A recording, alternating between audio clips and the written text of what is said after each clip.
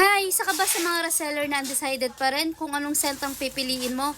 Kung ang target market mo is mga estudyante, may re-recommend ako sa'yo. Ito, una ko na si Invictus. Bale, ito may pagka-bubblegum scent na may pagka-sweet fresh. Ito lagi pinipili kapag nagko-content kami between sa mga student, si Invictus. Tapos, ito naman si Sports. Ayan, si Sports. Ito yung scent na nagiiwan ng scent.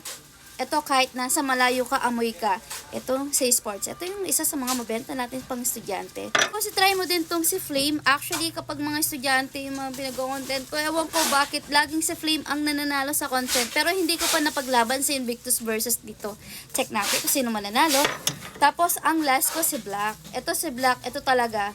Out of 4, ito yung pinakamabenta ko. So, gustong-gusto nila yung pagka-fresh nila. Tapos, may hint kasi ng dark chocolate to. So, may ganung factor. Bakit ito yung isa sa mga favorite ng mga estudyante. So, kung ang target mo is mga estudyante, siguro din mo nandun yung 4 na mga set na nabanggit ko. Ay, pahabol pala, mga lalaki yung mga scent na flex ko.